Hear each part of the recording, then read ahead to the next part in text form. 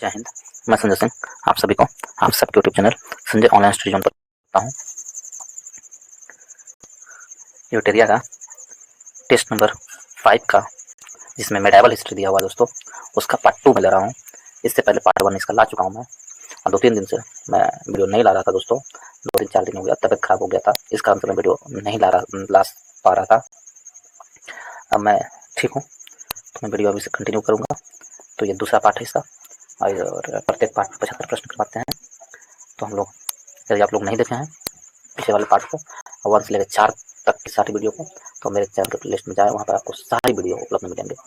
और यह 17वीं बीपीएससी का प्रीलिम्स के तैयारी को लेकर के है दोस्तों, आप लोग ध्यान से पढ़िएगा, काफ़ी हेल्पफुल होगा दोस्तों ये वीडियो। और ये सेट यदि आप लोगों को अच्छा लगता है दोस्तों, तो वीडियो को लाइक करें, दोस्तों ग्रुप में शेयर करें, एंड चैनल को सब्सक्राइब करना ना भूलें। यदि आप नए हैं तो चैनल को जरूर से जरूर सब्सक्राइब करें। चलिए हम लोग स्टार्ट करते हैं। अमृत कुंड पुस्तक का संबंध है, तो अमृत कुंड पुस्तक का संबंध योग से है। ऑप्शन नंबर ए हमारा सही आंसर है। अमृत कुंड पुस्तक का संबंध किससे है? योग से है। योग क्या है? तो योग है किसके द्वारा चलाया गया था? तो यह सूफियों के खानखाओं संगठन तथा उनके प्रायश्चित उपवास और सांस रोकने जैसी कुछ प्रथाओं को कभी कभी बौद्ध या हिंदू योगी प्रभाव का परिणाम बताया जाता है। ठीक है, तो ऑप्शन नंबर ए हमारा सही आंसर है। नेक्स्ट प्रश्न चलते हैं दोस्तों। इसमें दिया गया है कि निम्नलिखित कथनों पर विचार करें। कथन दिया हुआ है, भारत में चिश्ती सिलसिला की शुरुआत ख्वाजा मोइनुद्दीन चिश्ती ने किया था। तो चिश्ती सिलसिला की शुरुआत ख्वाजा मोइनुद्दीन चिश्ती ने किया था।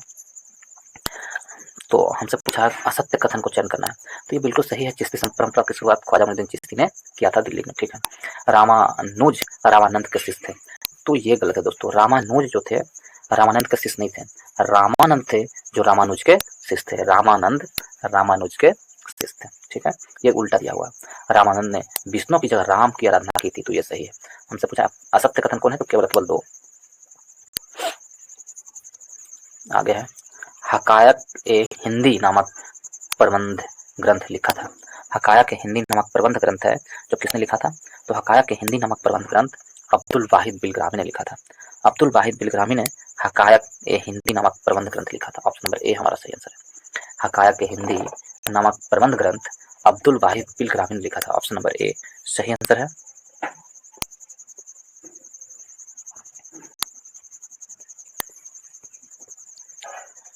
निम्नलिखित कथन, कुछ कथन दिए गए हैं, इनमें से निम्नलिखित कथन पर विचार करें। तो क्या क्या है कथन, हम लोग देखेंगे।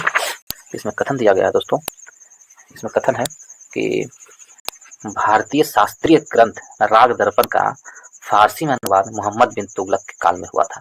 तो भारतीय शास्त्रीय का जो राग दर्पण का है, जो मोहम्मद बिन तुगलक के काल में हुआ था, इसमें उपरोक्त कथन में से कौन सा कथन असत्य है, उसको पूछा है, तो गलत है। मोहम्मद बिन तुगलक के काल में नहीं हुआ था, फिरोज शाह तुगलक के काल में हुआ था। ठीक है, तो ये गलत है दोस्तों। ठीक, मान कौतूहल ग्रंथ युद्ध से संबंधित ग्रंथ है, तो ये भी गलत है। मान कौतूहल युद्ध से संबंधित ग्रंथ नहीं है, तो ये गलत है दोस्तों। आगे चलते हैं हम लोग। इसमें दिया गया है, और बंगाल के नुसरत शाह ने महाभारत और रामायण का फारसी अनुवाद किया था, तो ये भी गलत है। तो ऑप्शन तीनों के तीनों असत्य है। नेक्स्ट प्रश्न चलते हैं। नेक्स्ट में दिया गया है, नेक्स्ट में क्या है? नेक्स्ट में है कि निम्नलिखित कथनों पर विचार कीजिए। फतवा ए आलमगिरी एक विधि संहिता है। तो फतवा ए आलमगिरी क्या है? फतवा ए आलमगिरी एक क्या है? तो विधि संहिता है। ठीक है, फतवा ए आलमगिरी क्या है? विधि संहिता है। सत्य कथन कह रहा है, सही है। और अमीर खुसरो का जन्म उत्तर प्रदेश के बदायूं में 1252 ईस्वी में हुआ था, तो ये भी सही है। दोनों का दोनों सही है, तो इसका ऑप्शन नंबर सी हमारा सही आंसर होगा। नेक्स्ट में चलते हैं दोस्तों। नेक्स्ट में कह रहा है, नेक्स्ट में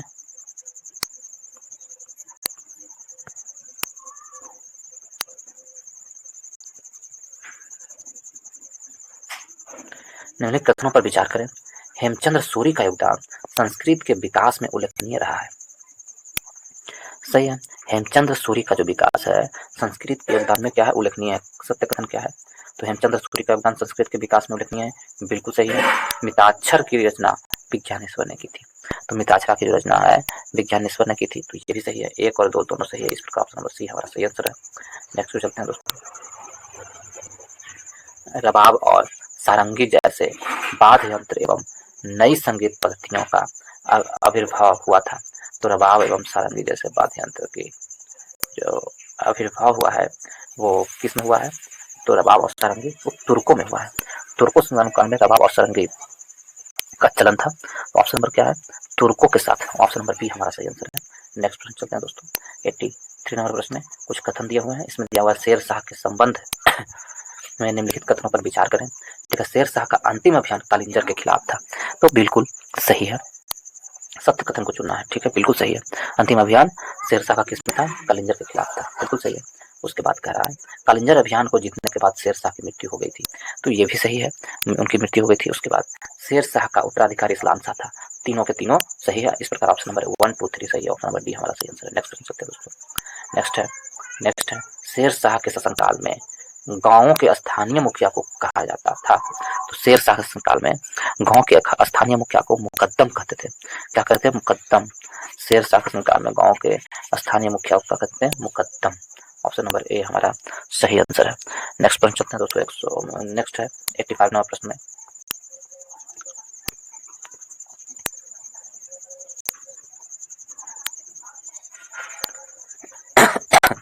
85 में है शेर शाह की प्रशासनिक व्यवस्था के संबंध में निम्नलिखित कथनों पर विचार करें।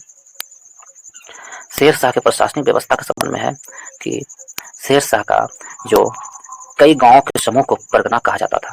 सही है, सही गांव, कई गांवों के समूह क्या कहते थे? परगना कहते थे। बिल्कुल सही है, बिल्कुल सही है।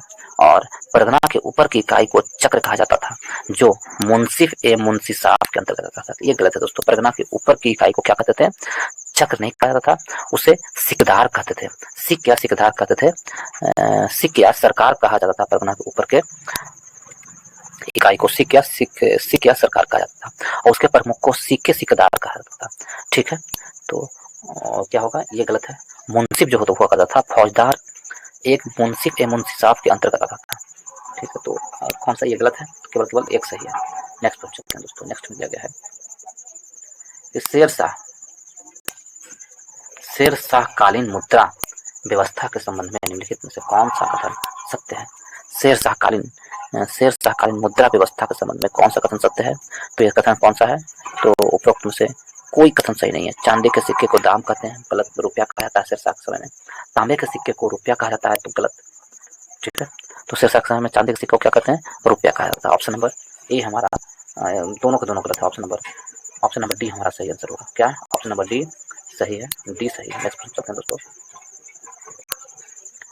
शेर शाह के काल में राज्य का हिस्सा भूमि उपज का कितना हिस्सा था?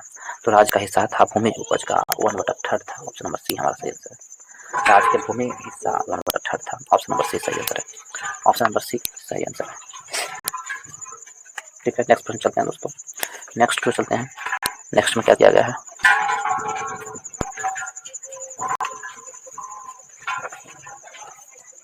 नेक्स्ट में दिया गया है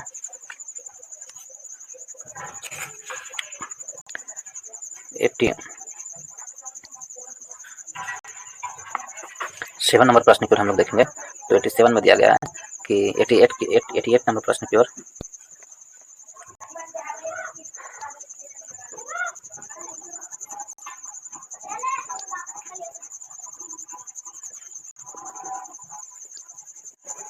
दिल्ली सल्तनत के दौरान गज सिकंदरी नामक गज का एक नया माप किसने शुरू किया है? तो दिल्ली सल्तनत के दौरान गज सिकंदरी नामक गज का एक नया माप सिकंदर लोदी ने किया है। ऑप्शन नंबर बी हमारा सही आंसर। किसने किया है? सिकंदर लोदी ने। ऑप्शन नंबर बी सही आंसर, सिकंदर लोदी ने किया है। ठीक है, किसने किया? सिकंदर लोदी ने। निजाम खां के नाम से पैदा हुआ सिकंदर लोदी 1479 ईस्वी और 1517 के बीच दिल्ली का सुल्तान था। किस नाम से पैदा हुआ था? तो निजाम खां के नाम से पैदा हुआ था। ठीक है, सिकंदर लोदी किसके नाम से? निजाम खां के नाम से। ठीक, और सिकंदर लोदी है जो आजकल 14 से सिकंदर लोदी का 1489 से 1517 के बीच था। और यदि लोदी वंश का संस्थापक थे तो बहलोल लोदी थे, और उसके बाद सिकंदर लोदी बना था। ठीक है, उसने भूमि के पैमाइश के लिए गज सिकंदरी नामक गज शुरू की थी। ऑप्शन नंबर बी हमारा सही आंसर है। नेक्स्ट की ओर चलते हैं 89 की ओर। 89 में कहा गया है आदिल शाह ने विक्रमजीत की उपाधि किसे प्रदान की थी? आदिल शाह ने हेमियो को विक्रमजीत की उपाधि प्रदान की थी। ऑप्शन नंबर बी हमारा सही आंसर है। ऑप्शन नंबर बी सही आंसर है। नेक्स्ट पे चलते हैं दोस्तों, नेक्स्ट की ओर। अकबर के शासनकाल के संबंध में सूची 1 सूची 2 को सही सुन लीजिए। पोजल, पोजल क्या हुआ करता था? पोजल है जो आपको, पोजल क्या था? तो प्रत्येक वर्ष जुताई की जाने वाली खेती को पोजल कहते हैं दोस्तों। प्रति खेती योग्य नहीं होते और प्रति क्या करता? चाचड़ 2 या 3 वर्ष से अधिक प्रति भूमि को चाचड़ कहते थे और बंजर 3 वर्ष से अधिक प्रति भूमि को बंजर कहा जाता है। तो इस प्रकार यदि मैचिंग देखें 3 1 2 4 होगा दोस्तों। 3 1 2 4 किसमें है? हम लोग चेक करते हैं। 3 1 2 4, 3 1 2 4, ऑप्शन नंबर सी हमारा सही आंसर होगा। ऑप्शन नंबर सी सही आंसर होगा। 3 1 2 4।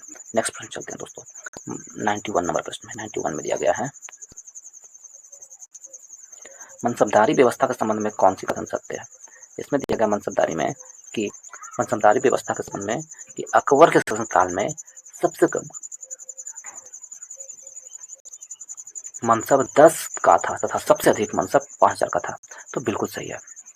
अकबर के अंतिम दौर में सबसे ऊंचे मनसब को 5000 से बढ़ाकर 7000 कर दिया था। तो ये भी सही है। तो इस प्रकार ऑप्शन 1 और 2 दोनों का दोनों सही है।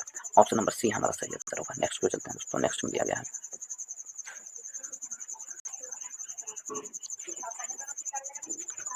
मुगल कालीन प्रशासनिक व्यवस्था के संबंध में निम्नलिखित कथन पर विचार कीजिए। कथन दिया हुए हैं प्रशासनिक व्यवस्था के बारे में, देखते हैं हम लोग। मीर बख्शी मुगल कालीन साम्राज्य की गुप्तचर और सूचना सेवाओं का प्रमुख होता था। बिल्कुल सही है।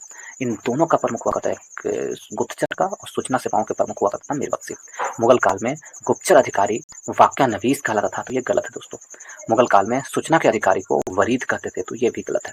देखिए मुगल काल में गुप्तचर जो अधिकारी होता था, गुप्तचर अधिकारी, उसे वरीद कहते थे गुप्तचर अधिकारी को, और सूचना के अधिकारी को मुगल काल में वाक्यानवीस कहते थे। तो हमसे पूछा कौन सा कथन सत्य है? तो केवल और केवल एक कथन सत्य है।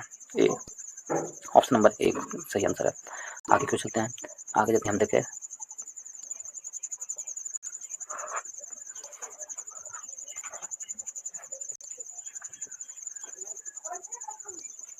मुगल कालीन वास्तुकला के संबंध में असत्य कथन का चयन करें। तो मुगल कालीन वास्तुकला है, अकबर द्वारा फतेहपुर सिकरी में निर्मित महल सह किला का निर्माण गुजरात बंगाल शैली में भी किया गया।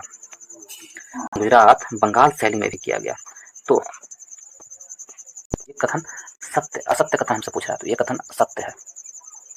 अकबर द्वारा फतेहपुर सिकरी में जो निर्माण हुआ था महल सह किला गुजरात और बंगाल शैली में हुआ था। बुलंद दरवाजा का निर्माण अर्ध गुंबदाकार शैली में किया गया। ये भी सही है। संगमरमर पत्थर का इस्तेमाल तथा जड़ाऊ नक्काशी पित्रा का प्रयोग शाहजहां के शासनकाल में हुआ था। ये गलत है दोस्तों। ये शाहजहां के शासनकाल में नहीं, जहांगीर के समय में ही शुरू हुआ था। ठीक है। उसके बाद बहते पानी के वाले सुंदर मुगल की देन मानी जाती है। तो ये भी सही है।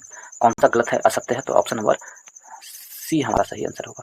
नेक्स्ट क्वेश्चन दोस्तों, मुगल कालीन चित्रकला के संबंध में असत्य कथन को, चित्रकला के संबंध में कथनों पर विचार करें। ठीक है। निम्नलिखित कथन कुछ दिए हुए हैं। मुगल चित्रकला का चरम जहांगीर के काल के समय में मानी जाती है। ठीक है, माना जाता है। तो ये बिल्कुल सही है। अकबर के शासनकाल में मुगल दरबार में यूरोपीय चित्रकला का चलन प्रारंभ हुआ था। अकबर के शासनकाल में यूरोपीय चित्रकला का चलन हुआ था। तो ये भी सही है। और राजस्थान तथा पंजाब के पहाड़ी राज्यों में चित्रकला का विकास और अंजेब की चित्रकला के प्रति उदासीनता के कारण हुआ था। तो ये भी सही है।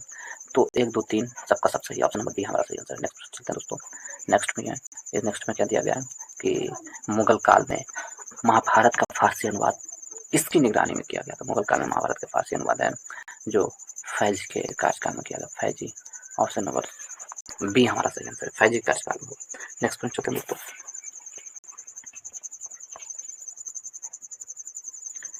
मुगल काल में संगीत के क्षेत्र में सबसे महत्वपूर्ण विकास किसके शासनकाल में हुआ? तो मुगल काल में संगीत के क्षेत्र में सबसे जो महत्वपूर्ण विकास है, सबसे महत्वपूर्ण विकास किसके शासनकाल में हुआ? तो संगीत के क्षेत्र में सबसे महत्वपूर्ण विकास है जो मोहम्मद शाह के शासनकाल में हुआ।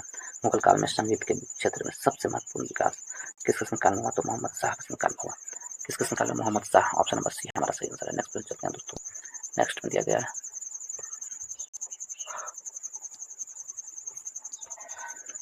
सिख धर्म के संबंध में निम्नलिखित कथनों पर विचार कीजिए। सिखों के धर्म ग्रंथ जिसे ग्रंथ साहिब कहा जाता है, संकलन गुरु रामदास ने किया था। ये बिल्कुल गलत है दोस्तों। गुरु अर्जुन दास ने सिखों के चढ़ावे की वसूली की व्यवस्था की जो उनकी आय का उन्नत ठहर था। तो ये भी गलत है। तो सिखों का धर्म ग्रंथ साहिब का संकलन किसने किया था, ये बात कह रही है, तो ये गलत है। गुरु रामदास ने नहीं किया था, जबकि गुरु अर्जुन देव ने किया था। सिखों के 5वें गुरु अर्जुन देव के द्वारा संकलित किया गया था गुरु ग्रंथ साहिब का, ठीक है। और 10वां भाग लेता है।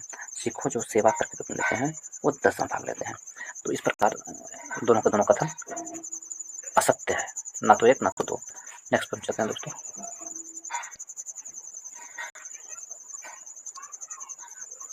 मैच करने के लिए कहा गया है दोस्तों। दादू कहाँ के था, दादू जो था गुजरात और राजस्थान का था, तुकाराम महाराष्ट्र के थे और रघुनंदन बंगाल के थे। इस प्रकार मैच करेंगे 1 2 3, 1 3 2 होगा दोस्तों, 1 3 2 होगा answer, 1 3 2, 1 3 2, option number 1 3 2, option number D हमारा सही आंसर है। नेक्स्ट प्रश्न चलते हैं दोस्तों। नेक्स्ट प्रश्न काफी लंबा हो जाएगा यदि हम उस तरह से करेंगे। इसमें देखिए दिए गए कुट की सहायता से निम्नलिखित घटनाओं को सही काल में समझाएं। ठीक है, सबसे पहले का हुआ धर्मट का युद्ध। धर्मट का युद्ध हुआ जो कब हुआ, तो धर्मट का युद्ध लिखे तो 15 अप्रैल 1658 को, 15 अप्रैल एपी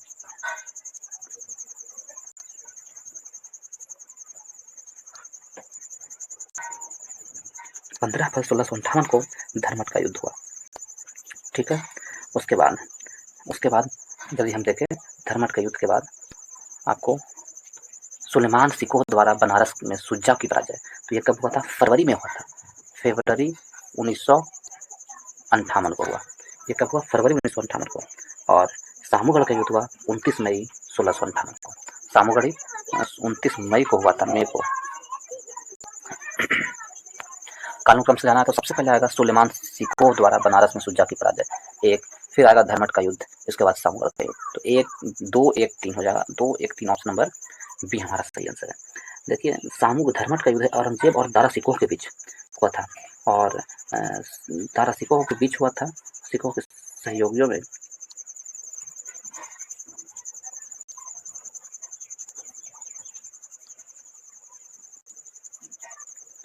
तो ऑप्शन नंबर बी हमारा सही आंसर है। नेक्स्ट क्वेश्चन चलते हैं दोस्तों,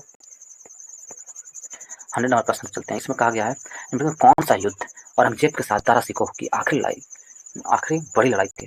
तो औरंगजेब के साथ दारा सिकोह के बीच आखिरी बड़ी लड़ाई कौन सा थी, तो वो था देवराय की लड़ाई, ऑप्शन नंबर बी हमारा सही आंसर। देवराय की लड़ाई थी जो आखिरी बड़ी लड़ाई थी, और मार्च 1659 ईस्वी में हुआ था। नेक्स्ट चलते हैं दोस्तों। नेक्स्ट में दिया गया है, नेक्स्ट में औरंगजेब के आदर्शों और सरकारी नियम कायदों को एक पुस्तक में संकलित किया गया, जिसका शीर्षक था, उसका शीर्षक क्या था, जवाबित ए आलमगीरी। जवाबित ए आलमगीरी। औरंगजेब के आदर्शों और सरकारी नियम कायदों को एक पुस्तक में संकलित किया गया, जिसे जवाबित ए आलमगीरी कहते हैं, जिसे जवाबित ए आलमगीरी कहते हैं। तो जवाबित ए आलमगीरी, ऑप्शन नंबर डी हमारा सही आंसर है। नेक्स्ट क्वेश्चन चलते हैं दोस्तों, 102 की ओर। भारतीय शास्त्रीय संगीत पर फारसी भाषा में सबसे अधिक पुस्तकें किसके शासनकाल में लिखी गई है। भारतीय शास्त्रीय संगीत पर फारसी भाषा में सबसे अधिक जो पुस्तकें लिखी गई है, औरंगजेब के समय में लिखी गई है। किसके समय में, औरंगजेब के समय में लिखी गई है दोस्तों। किसके समय में लिखी गई है, तो औरंगजेब के समय में। तो ऑप्शन नंबर क्या हो जाएगा, ऑप्शन नंबर डी हमारा सही आंसर हो जाएगा, ठीक। नेक्स्ट प्रश्न चलते हैं दोस्तों। जबकि औरंगजेब है जो बिना वादक, खुद भी बिना वादक था। नेक्स्ट की ओर औरंगजेब द्वारा किए गए कार्यों में क्या सम्मिलित नहीं है।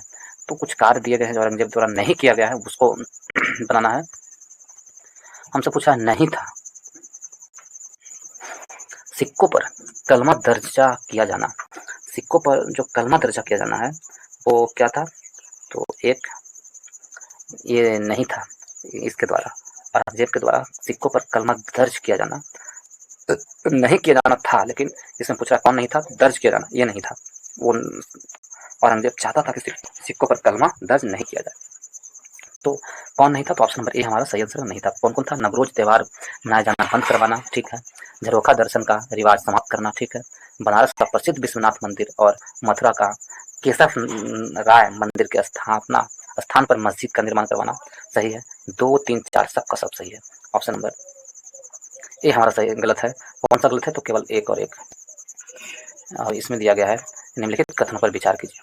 शरीयत के अनुसार जजिया एक वाजिब कर है, तो गलत है। जजिया एक वाजिब कर है, ये गलत है। और जजिया केवल गैर मुसलमानों पर लगाए जाने वाला धार्मिक कर था, तो ये भी गलत है।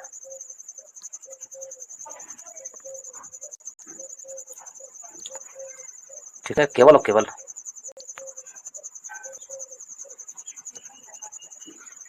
दोनों का दोनों गलत है। 4 का ना तो 1 सही है ना ही 2, सॉरी। कौन सा कथन असत्य कथन का चयन करें?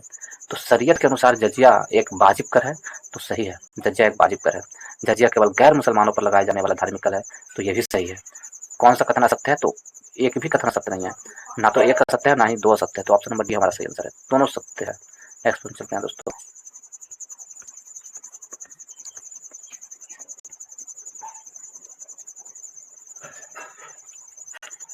सोलह सौ उनहत्तर ईस्वी में मथुरा के जाठों का विद्रोह औरंगजेब के विरुद्ध किसके नेतृत्व में हुआ था? तो 105 में कह रहा है 1669 में मथुरा के जाठों के बीच औरंगजेब का विद्रोह किसके विरुद्ध हुआ था? गोखला के विरुद्ध हुआ था। किसके विरुद्ध? गोखला के विरुद्ध। ऑप्शन नंबर सी हमारा सही आंसर। 1669 ईस्वी में मथुरा के जाठों का स्थानीय जमींदार गोखला के नेतृत्व में विद्रोह हुआ था। ठीक है, ऑप्शन नंबर सी हमारा सही आंसर है।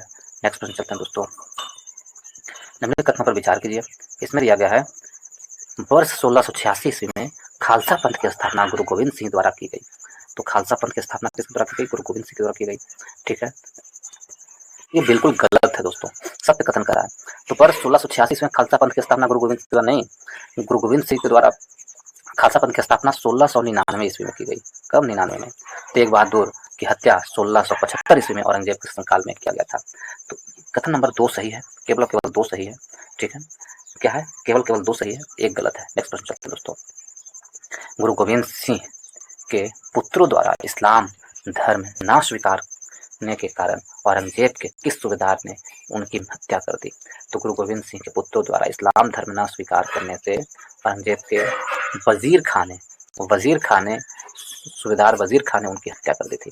और किसके? गुरु गोविंद सिंह की हत्या, गुरु गोविंद सिंह के पुत्रों की हत्या कर दी थी वजीर खान ने। ठीक है, नेक्स्ट क्वेश्चन चलते हैं दोस्तों। नेक्स्ट में दिया गया है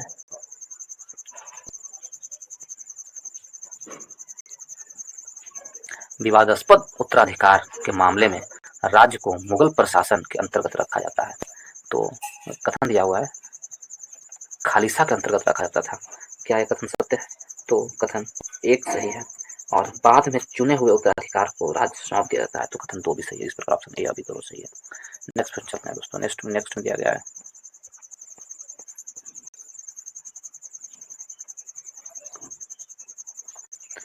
किस वर्ष शिवाजी ने मराठा सरदार चंद्रराव मौर्य से जवाली को जीता था? तो किस वर्ष शिवाजी ने मराठा सरकार चंद्रराव मौर्य से जवाली को जीता था? तो शिवाजी ने चंद्रराव मौर्य से जवाली को जीता था 1656 ईस्वी में। कब? 1656 में जीता था। ऑप्शन नंबर बी हमारा सही आंसर है। शिवाजी ने वास्तविक विजय अभियान 1656 में शुरू किया, जब उन्होंने मराठा सरदार चंद्रराव मौर्य को जवाली की जीता था। तो ऑप्शन नंबर बी हमारा सही आंसर है। नेक्स्ट चलते हैं दोस्तों। नेक्स्ट में दिया गया है निम्नलिखित घटनाओं को सही क्रम से जाना है। ठीक है, तो कुछ घटना दिया हुआ है इसमें। शिवाजी द्वारा अफजल खां का वध। तो शिवाजी के द्वारा अफजल खां का वध कब किया गया था? तो अफजल खां का जो वध हुआ था 1659 ईस्वी में हुआ था। शिवाजी के द्वारा अफजल खां का वध 1659 में। और शिवाजी के द्वारा पुणे में शाइस्ता खां के कैंप पर हमला, तो शिवाजी ने शाइस्ता खां कैंप पर हमला किया था 1663 ईस्वी में। शाइस्ता खां के कैंप पर शिवाजी द्वारा सूरत बंदरगाह पर हमला, शिवाजी ने सूरत बंदरगाह पर हमला किया था 1664 ईस्वी में। सूरत बंदरगाह पर शिवाजी के द्वारा पूना में शाइस्ता खां के कैंप पर हमला, शिवाजी ने पूना में शाइस्ता खां के कैंप पर जो हमला किया था, शिवाजी के द्वारा पूना में शाइस्ता खां के कैंप पर हमला किया था वो 1663 में। ठीक है, सॉरी 1663 में है। देखिए शिवाजी के 1663 में, और ये था 1659 में। जयसिंह और शिवाजी के बीच पुरंदर की संधि, जयसिंह और शिवाजी के बीच जो पुरंदर की संधि थी वो 1665 में हुआ था दोस्तों, 1665 में। और शिवाजी के द्वारा सूरत बंदरगाह पर जो हमला हुआ था 1664 में हुआ था। सूरत बंदरगाह पर 1664 में। इस प्रकार हम देखें तो इस प्रकार देखेंगे तो कौन कौन आएगा? तो 1 आ जाएगा, फिर 1 आ जाएगा, उसके बाद फिर क्या हो जाएगा? 1 के बाद आ जाएगा आपको 3 हो जाएगा, 3। उसके बाद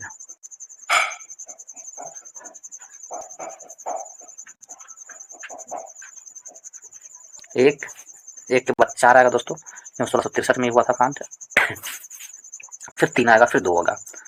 1 4 3 2, किसमें 1 4 3 2, ऑप्शन नंबर बी हमारा सही आंसर है। नेक्स्ट चलते हैं दोस्तों। नेक्स्ट में दिया गया है, इसमें है कि बन्नी हट्टी की लड़ाई इतिहास में निम्नलिखित में से किस कारण से हुआ था।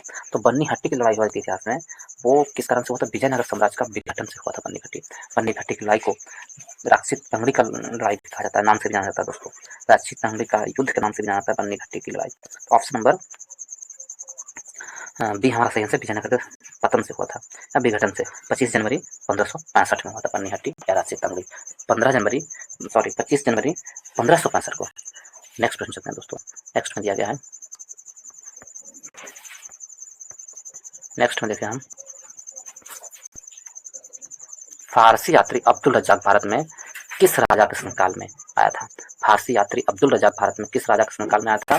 तो देवराय द्वितीय के शासनकाल में आया था। फारसी यात्री अब्दुल रज्जाक था जो देवराय द्वितीय के शासनकाल में आया था। ऑप्शन नंबर बी हमारा सही आंसर है।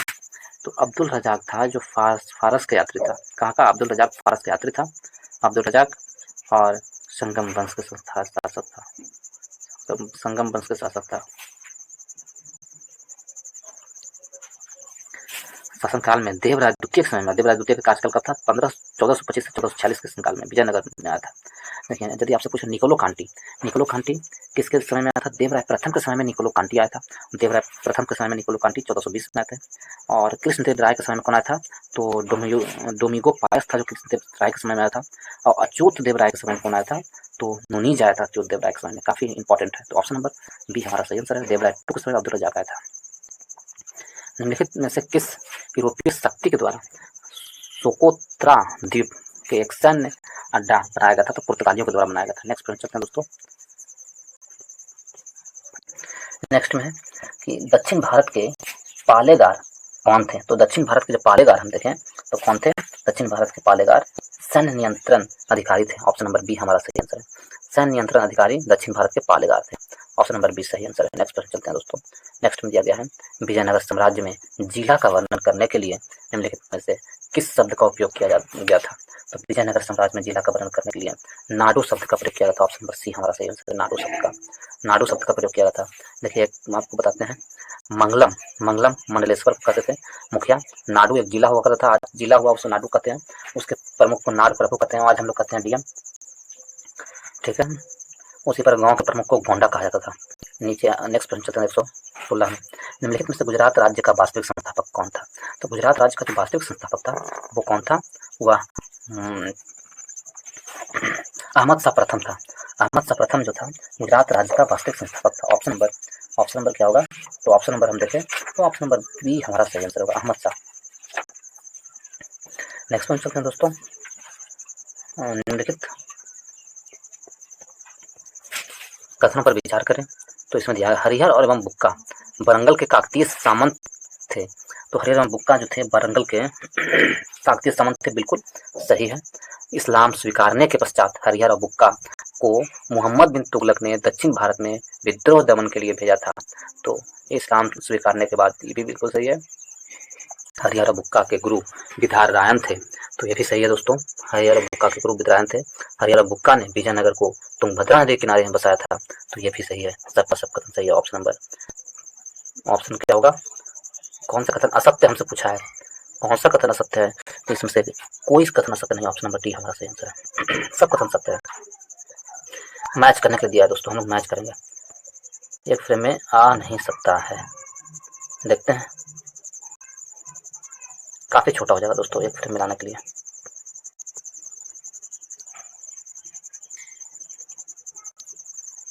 ये मैच करते हैं। विजयनगर का पहला शासक कौन था जिसने बहमनियों से गोवा को छीना था। तो विजयनगर का पहला शासक कौन था, तो विजयनगर का जो पहला शासक कौन था ये देखिए। तो विजयनगर का पहला शासक था हरिहर द्वितीय, जो बहमनियों को गोवा से छीना था। किस शासक के दरबार में अष्टदिग्गज कवियों को आश्रय प्रदान किया था। तो अष्टदिग्गज कवि को आश्रय प्रदान करने वाला कौन सा शासक था, तो वो था कृष्णदेव राय। आगे भी लेगा दोस्तों, कृष्णदेव राय था जो इसने अष्टदिग्गज को आश्रय दिया था। ठीक है, ये एक का हो गया। अब किस शासक के काल में यात्री अब्दुल रज्जाक विजयनगर आया था। तो ऊपर में था कृष्णदेव द्वितीय के शासनकाल में आया था। विजयनगर के किस शासक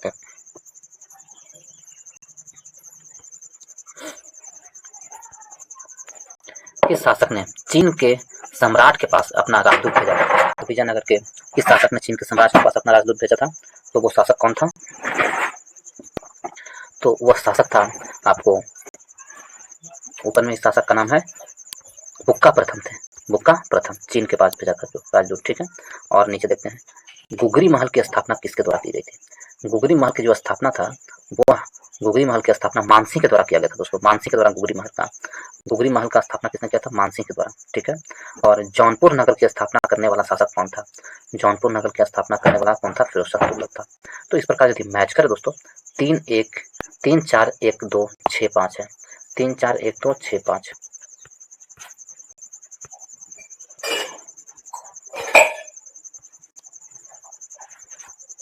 ऑप्शन नंबर डी हमारा सही आंसर है।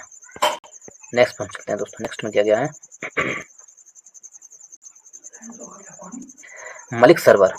मलिक सरवर, इसको हम लोग मैच करेंगे। मलिक सरवर जौनपुर का सुल्तान था। मलिक सरवर कहाँ का था? तो मलिक सरवर था जो जौनपुर का सुल्तान था। जौनपुर का सुल्तान कौन था? मलिक सरवर, ठीक है। जफर खां, जफर खां कहाँ का था?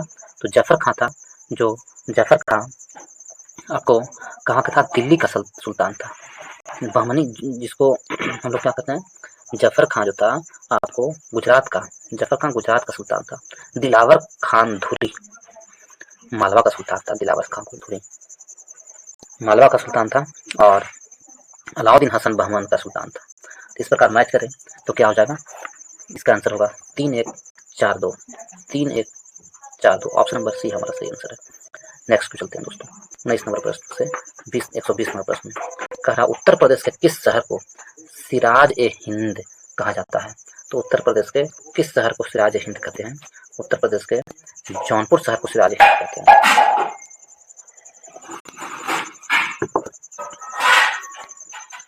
उत्तर प्रदेश के किस शहर को सिराज ए हिंद कहा जाता है?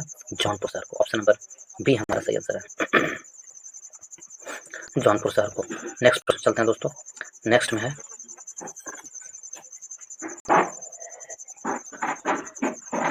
मानव विकास के सूचकांक के संबंध में कथनों पर विचार करें। मानव विकास सूचकांक यूएनडीपी द्वारा जारी किया जाता है।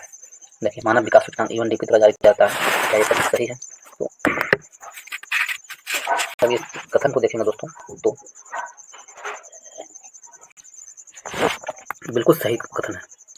और मानव विकास सूचकांक में स्वास्थ्य, शिक्षा और जीवन स्तर का आयाम शामिल है, तो ये भी सही है। तो 1 और 2 दोनों सही है। ऑप्शन नंबर सी हमारा सही आंसर है। आगे क्यों चलते हैं। आगे दिया हुआ निम्नलिखित कथन पर विचार कीजिए। तो इसमें दिया हुआ है Stockholm International Peace Research Institute की मार्च 2024 की रिपोर्ट के अनुसार भारत दुनिया का शीर्ष हथियार आयातक देश है। स्टॉकहोम में भारत दुनिया का शीर्ष आयातक देश है। तो इसमें देखें तो ये गलत है। पीस रिसर्च इंस्टीट्यूट के अनुसार दुनिया का शीर्ष हथियार आयातक देश है, नहीं। 10 वर्ष में भारत के आयात में 5.7% की वृद्धि हुई है, तो ये सही है दोस्तों। हमसे पूछा कौन सा कथन गलत है, तो ये सही है। दुनिया का शीर्ष हथियार आयातक देश कौन है? भारत है। और रिपोर्ट के अनुसार पिछले 10 वर्ष में इतना बढ़ा है, ये गलत है, ठीक है। 2 गलत है। उसके बाद हमसे पूछा है कि भारत जो है सिपरी की स्थापना 1966 ईस्वी में हुई थी, तो ये भी सही है। सिपरी का मुख्यालय ब्रुसेल्स में है, तो ये गलत है। सिपरी का जो मुख्यालय है ब्रुसेल्स में नहीं है, इसकी मुख्यालय स्वीडन में है दोस्तों। तो 2 और 3 गलत, 2 और 4 गलत है। ऑप्शन नंबर बी हमारा सही है। नेक्स्ट प्रश्न चलते हैं दोस्तों। 122 नंबर प्रश्न में 123 में सुदर्शन सेतु भारत का सबसे लंबा केबल, तो सुदर्शन सेतु भारत का सबसे लंबा केबल आधारित पुल है जो गुजरात में स्थित है। सुदर्शन सेतु के बारे में पूछा गया है, तो सही है। इस ब्रिज को ओखा बेट द्वार का सिग्नेचर ब्रिज के नाम से भी जाना जाता है, तो यह भी सही है। इस पुल की लंबाई 2.32 किलोमीटर है, तो यह भी सही है। इस प्रकार ऑप्शन कौन सा कथन सही है? तो ऊपर में से सभी का सभी कथन सही है, तो ऑप्शन क्या होगा? ऑप्शन नंबर डी हमारा सही आंसर होगा। नेक्स्ट प्रश्न चलते हैं दोस्तों। नेक्स्ट में दिया गया है, नेक्स्ट में है उसके अनुसार देखें वित्तीय कार्रवाई का बल FATF की संबंध निम्नलिखित कथनों पर विचार कीजिए। एफएटीएफ के संबंध में निम्नलिखित कथन क्या है? वित्तीय कार्रवाई कार्य बल एक अंतर सरकारी संकाय है जिसे फ्रांस की राजधानी पेरिस में G7 समूह के देशों ने 1989 में स्थापित किया था। ठीक है, और हाल ही में और एफएटीएफ की बैठक एक साल में 3 बार आयोजित किया जाता है। एफएटीएफ का जो बैठक होता है कितने बार आयोजित किया जाता है? 3 बार।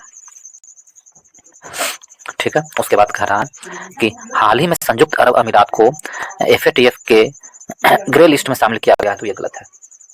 1 2 सही है, ऑप्शन नंबर बी हमारा सही आंसर है। नेक्स्ट क्वेश्चन चलते हैं।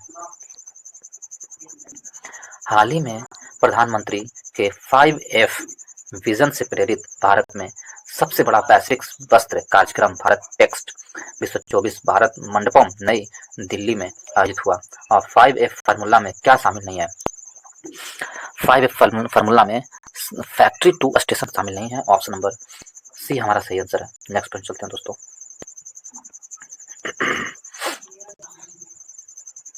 निम्नलिखित कथनों पर विचार कीजिए। इसमें कह रहा हाल ही में कोयला मंत्रालय द्वारा इथेनॉल 100% लॉन्च किया गया है। तो कोयला मंत्रालय द्वारा इथेनॉल 100% लॉन्च किया गया है, क्या ये कथन सत्य है? तो बिल्कुल नहीं। और वर्तमान में 5 राज्यों में यूटीएस यानी महाराष्ट्र, कर्नाटक, उत्तर प्रदेश, नई दिल्ली एवं बिहार में 163 खुदरा दुकान खोले गए हैं, तो ये भी गलत है। ना तो 1 सही है ना ही 2 सही है, सबका सब गलत है। ऑप्शन नंबर डी हमारा सही आंसर है। नेक्स्ट प्रश्न चलते हैं दोस्तों। हाल ही में केंद्रीय मंत्रिमंडल ने भारत में सेमीकंडक्टर्स तथा डिस्प्ले मैन्युफैक्चरिंग इकोसिस्टम के विकास हेतु 3 और सेमीकंडक्टर इकाई को मंजूर दी है। इस संदर्भ में निम्न में क्या गलत है? तो कौन सा गलत होगा? इस संदर्भ में देखें, इसमें सेमीकंडक्टर फैब इकाई धोलेरा गुजरात में स्थापित किया गया है, सही है। सेमीकंडक्टर एटीएमपी जो है इकाई मेहसाना में स्थापित किया गया, ये गलत है। और विशेष चिप के लिए सेमीकंडक्टर एटीएमपी इकाई की गई है, तो 1 और 3 सही है, कौन गलत है? ऑप्शन नंबर 2 गलत है। नेक्स्ट प्रश्न चलते हैं दोस्तों। नेक्स्ट में दिया गया है, नेक्स्ट में इसमें दिया गया है, निम्नलिखित कथन पर विचार करें। इसमें क्या है? तो महाराष्ट्र कैबिनेट द्वारा अहमदनगर जिले का नाम बदलकर शिवाजी नगर करने का फैसला लिया गया है। तो महाराष्ट्र सरकार ने ऐसा फैसला लिया है, ये सत्य है। ठीक है। नायाब सिंह सैनी को हरियाणा का नया मुख्यमंत्री नियुक्त किया गया है, तो ये भी सही है। ये सही नहीं है, ये गलत है। नायाब सिंह सैनी को हरियाणा का मुख्यमंत्री उस वक्त नहीं चुने गए थे। हमसे पूछा ये सही है, कौन गलत है, कौन असत्य है? तो नायाब सिंह सैनी को हरियाणा का मुख्यमंत्री चुना गया, ये सत्य है दोस्तों। हमसे पूछा कौन असत्य है, तो महाराष्ट्र कैबिनेट द्वारा अहमदनगर जिले का नाम बदलकर शिवाजी नगर, तो ये गलत है। तो हमसे पूछा असत्य कथन कौन है? ऑप्शन नंबर ए असत्य कथन है। अहमदनगर जिले का नाम बदलकर अहिल्यानगर करने की घोषणा की गई। क्या अहिल्यानगर? ऊर्जा दक्षता सूचकांक 2023 के बारे में निम्नलिखित कथनों पर कौन सा कथन सत्य है? तो इसमें से देखें हम, ऊर्जा दक्षता सूचकांक नवीन एवं नवीकरण ऊर्जा मंत्रालय के अधीन जारी किया जाता है, ऊर्जा दक्षता सूचकांक, तो गलत है। इस सूचकांक के शीर्ष प्रदर्शनकर्ता राज्य के कर्नाटक और आंध्र प्रदेश क्रमशः पहले और दूसरे स्थान पर है, तो यह कथन सत्य है दोस्तों।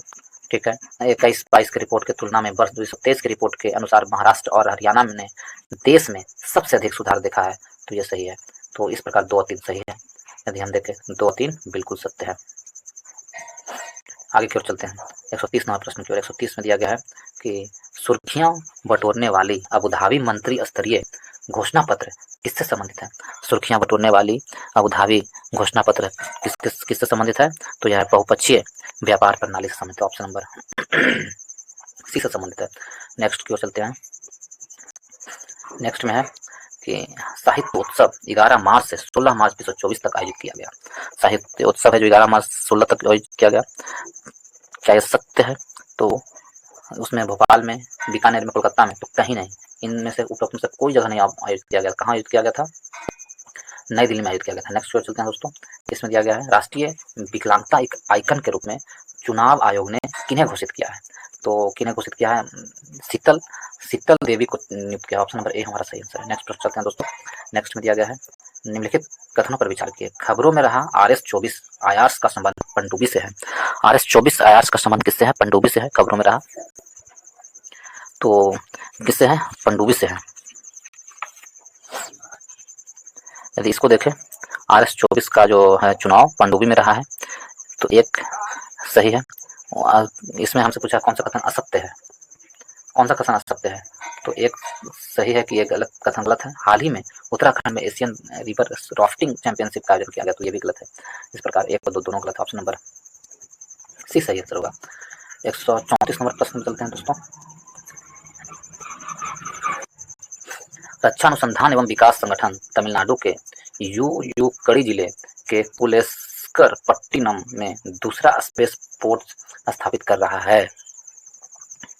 उपरोक्त कथन में कौन सही, नीचे दिया उपरोक्त कथन में कौन सही नहीं है, सो है, ठीक है।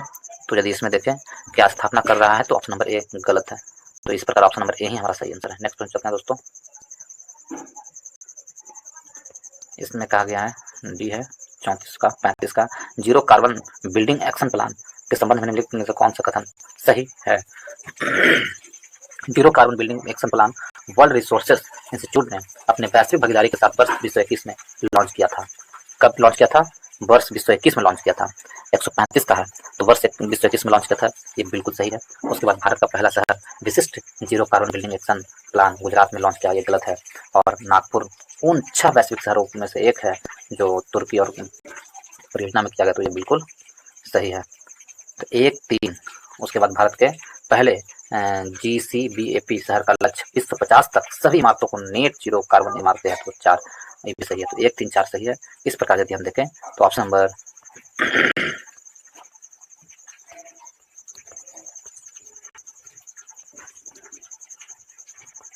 नंबर बी हमारा ऑप्शन नंबर बी सही आंसर है। 1, 3, 4।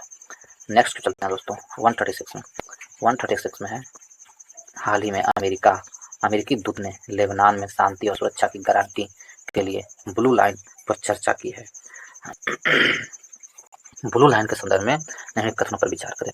तो ब्लू लाइन के संदर्भ में निम्नलिखित कथनों पर विचार करने के लिए कहा गया है। तो यदि हम देखें तो इसमें है कि कौन सा कथन सत्य है। तो इसका देख लें दोस्तों ब्लू लाइन के बारे में। ब्लू लाइन है बैरल्स से निर्मित है और भूमध्य सागर से पूर्व में गोलान हाइट के विस्तृत है, सही है। इसमें 2000 संयुक्त राष्ट्र ने निर्धारित किया था, ये भी सही है। इजराइल और लेबनान को तो सभी का सभी सही है। नेक्स्ट प्रश्न चलते हैं दोस्तों। सबरूम लैंड पोर्ट के विषय में निम्नलिखित में से कौन सा कथन सही है। सबरूम लैंड पोर्ट के विषय में कौन सा कथन सही है, तो इसको यदि देखें तो सबरूम लैंड पोर्ट का उद्घाटन भारत बांग्लादेश सीमा पर किया गया, ठीक है। सबरूम लैंड पोर्ट का भारत बांग्लादेश सीमा पर किया गया।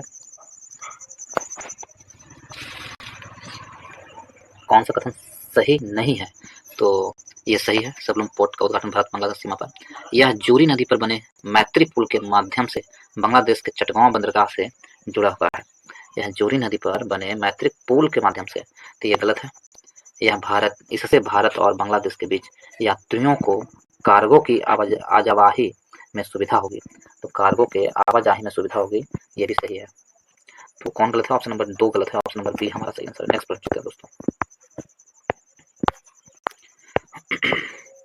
नेक्स्ट में दिया गया है निम्नलिखित कथनों पर विचार कीजिए।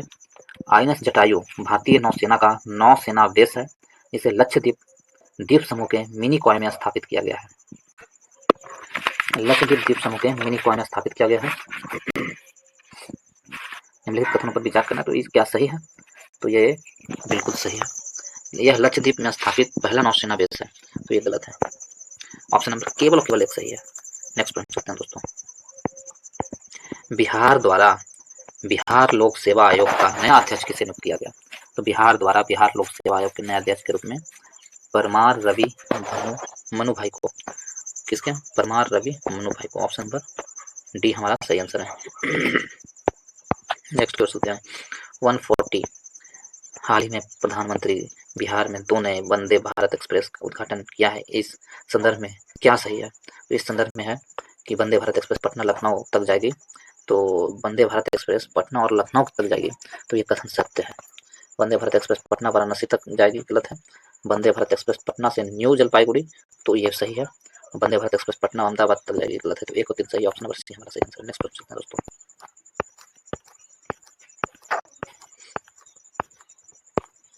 इसमें है निम्नलिखित कथनों पर विचार कीजिए। स्वीडन अपने संविधान में गर्भपात के अधिकार को स्पष्ट रूप से शामिल करने वाला दुनिया का पहला देश बन गया है। तो स्वीडन गर्भपात के अधिकार को स्पष्ट रूप से शामिल करने वाला दुनिया का पहला देश बना है स्वीडन। तो स्वीडन सही है, दुनिया का पहला देश बना है। कौन सा कथन सत्य है? स्वीडन अपने संविधान में गर्भपात के अधिकार को स्पष्ट रूप से शामिल करने, ये गलत है, ये गलत है। फ्रांस बना है दोस्तों, ना कि स्वीडन। ठीक है। जनजातीय मामले के मंत्रालय ने सिक्कल सेल एनीमिया पर विशेष जोर देने हेतु एम्स जोधपुर के साथ साझेदारी की है। तो सिक्कल सेल एनीमिया पर ये भी गलत है। तो ऑप्शन नंबर दोनों के दोनों क्या है? गलत है, सत्य नहीं है। नेक्स्ट पॉइंट चलते हैं दोस्तों। 142 की ओर निम्नलिखित कथनों पर विचार कीजिए। देखिए दोस्तों, यदि आप लोग भारतीय संविधान, भारतीय इतिहास, चैप्टर वाइज ऑब्जेक्टिव प्रश्न चाहते हैं तो हमारे चैनल के प्लेलिस्ट में आए, वहां पर आपको सारी वीडियो उपलब्ध मिलेंगे, वो भी चैप्टर वाइज ऑब्जेक्टिव प्रश्न के रूप में। इसलिए आप लोग जरूर से जरूर आकर पढ़ लें दोस्तों। मुझे विश्वास है कि आप लोग उसे पढ़ेंगे तो काफ़ी आप लोग को हेल्पफुल होगा बीपीएससी एग्जाम में, खासकर बीपीएससी एग्जाम में भी। और भी यदि बीपीएससी एग्जाम में हेल्पफुल है तो नीचे वाले एग्जाम में भी हेल्पफुल होंगे। इसलिए आप लोग जरूर से जरूर पढ़ें, चाहे आप कोई भी एग्जाम देने जा रहे हो उसे पढ़ के जाएँ एक बार। मुझे विश्वास है कि उसमें कम से कम 20 से 25 क्वेश्चन आपको मिल जाएगा। तो जरूर से जरूर पढ़ें दोस्तों। यदि आप लोग को अच्छा लगता है तो चैनल को सब्सक्राइब करें, यदि आप नए हैं तो चैनल को सब्सक्राइब करें दोस्तों, और वीडियो को लाइक कर दें और वीडियो को शेयर कर दें, सभी जगह शेयर कर दें, जितने भी आपके ग्रुप है सब जगह शेयर कर दें। ठीक है, तो चलिए आगे क्यों चलते हैं। वो इस कथन को देखना है कौन सा कथन असत्य है। तो जैव प्रौद्योगिकी विभाग डीबीटी द्वारा वर्ष 2022 में जीनोम इंडिया प्रोजेक्ट शुरू किया है। तो सभी ठीक है, जीनोम इंडिया प्रोजेक्ट शुरू किया है, सभी सही है। पूछा कौन सा कथन असत्य है, ये कथन असत्य है। ठीक है, अब इसमें क्या है, याओंडे घोषणा फाइलेरिया रोग से संबंधित है, ये भी गलत है। विश्व वायु गुणवत्ता रिपोर्ट 2023 के अनुसार भारत दूसरा सबसे बड़ा प्रदूषित है, ये तीनों गलत है। नेक्स्ट प्रश्न चलते हैं दोस्तों। इसमें दिया गया है, निम्नलिखित कथनों पर विचार करें। यूरोपियन फ्री ट्रेड एसोसिएशन एफ्टा केवल आइसलैंड, लिंक्टेनसीन, नॉर्वे और स्वीडन का अंतर सरकारी संगठन है। नॉर्वे और स्वीडन का क्या है? अंतर सरकारी संगठन है।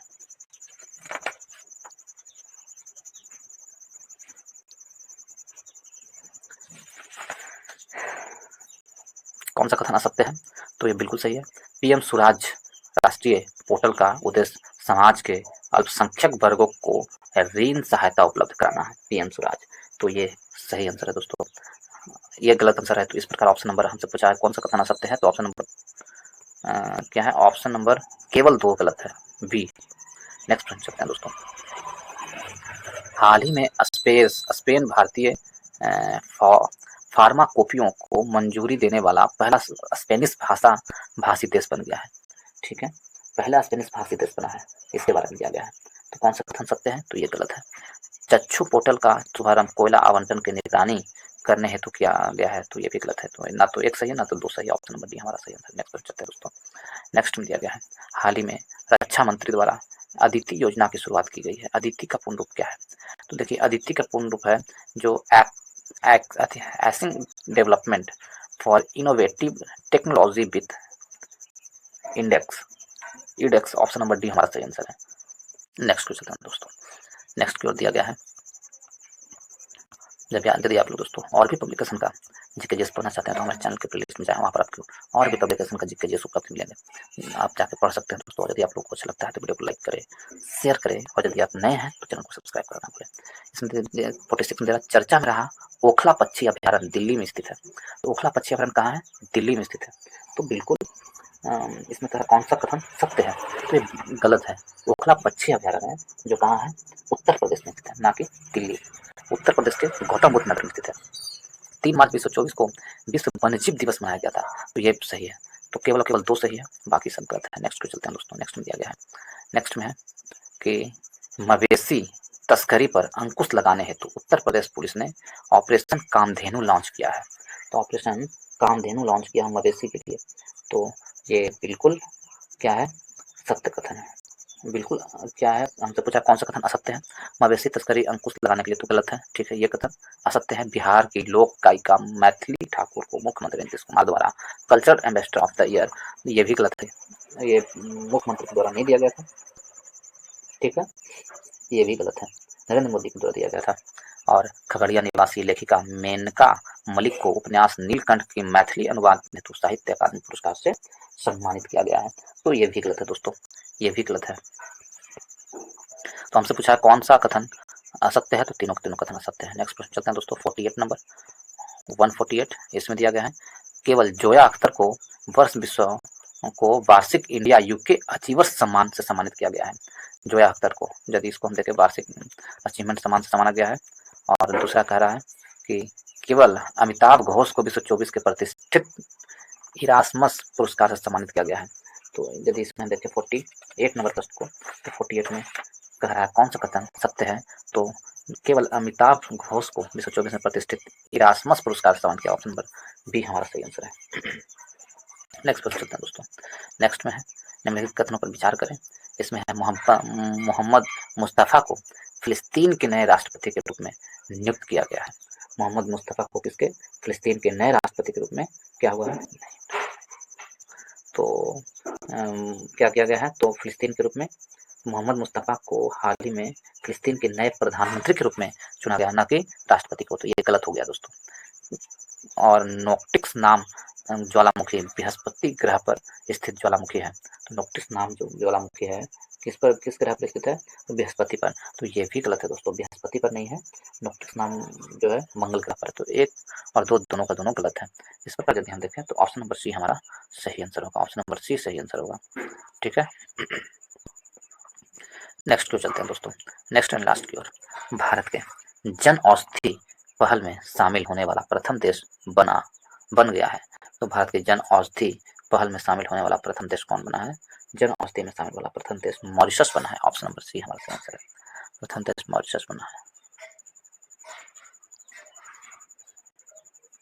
तो ऑप्शन नंबर सी हमारा सही आंसर है। इसके साथ ही इस वीडियो समाप्त करते हैं दोस्तों।